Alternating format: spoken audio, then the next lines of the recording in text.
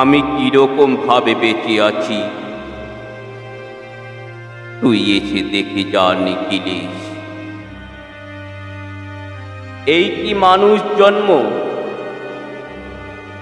নাকি শেষ পুরোহিত কঙ্কালের পাশা খেলা?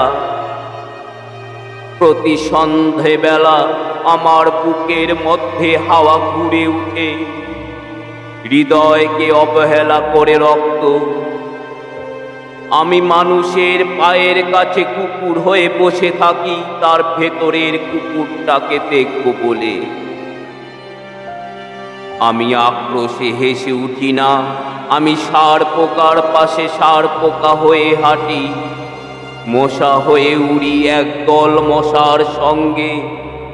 হাঁটি অন্ধকারে লোকের কূপ মধ্যে ডুব দিয়ে দেখেছি দেশলাই জেলে।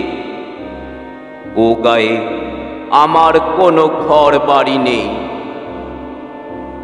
আমি স্বপ্নের মধ্যে বাবুদের বাড়ির ছেলে সেজে গেছি রঙ্গালয়ে, পরাগের মতো ফু দিয়ে উড়িয়েছি দৃশ্যলোক।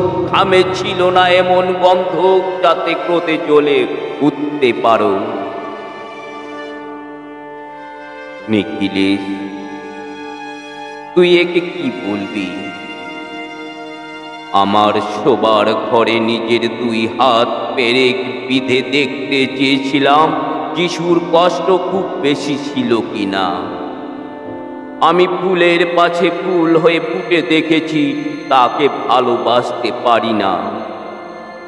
আমি কপাল থেকে ঘামের মতন মুছে নিয়েছি পিতামহের নাম। আমি শ্মশানে গিয়ে মরে যাবার বদলে মাইরি ঘুমিয়ে পড়েছিলাম। নিখিলেশ, আমি এই রকম ভাবে বেঁচে আছি। তোর সঙ্গে জীবন বদল করে কোনো লাভ হলো না আমার। একই নদীর তরঙ্গে ছেলেবেলার মতো দুধ ছাতা, অথবা চশমা বদলের মতো কয়েক মিনিট আলোড়ন, অথবা গভীর রাত্রে সঙ্গম নিরত দম্পতির পাশে শুয়ে পুনরায় জন্ম ভিক্ষা। কেননা সময় নেই। আমার ঘরের দেয়ালের চুন ভাঙা ডাকটিও বড় প্রিয়। মৃত গ্রাসটির পাশে উত্তরের হাওয়ায় কিছুটা মায়া লেগে আছে।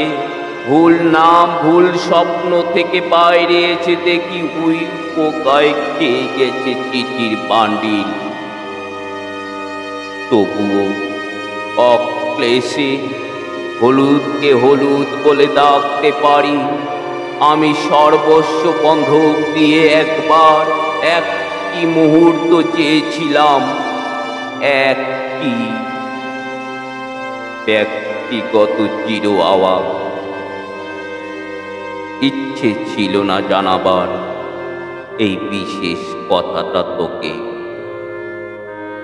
তবু ক্রমশই বেশি করে আসে শীত। রাত্রে এরকম জলতেষ্টা আর কখনো পেত না। রোজ অন্ধকার হাতে টের পাই তিনটি ইঁদুর, ইঁদুর নয় মুশি। তাহলে কি প্রতীক্ষায় আছে অদূরে সংস্কৃত শ্লোক? পাপ ও দুঃখের কথা সারা আর এই অবেলায় কিছুই মনে পড়ে না। আমার পূজা ও নারী হত্যার ভিতরে বেজে ওঠে সাইরেন। নিজের দুহাত যখন নিজেদের ইচ্ছে মতো কাজ করে তখন মনে হয় ওরা সত্যিকারের। আজকাল আমার নিজের চোখ দুটো মনে হয় এক পলক সত্যি চোখ। এরকম সত্য পৃথিবীতে খুব বেশি নেই আর।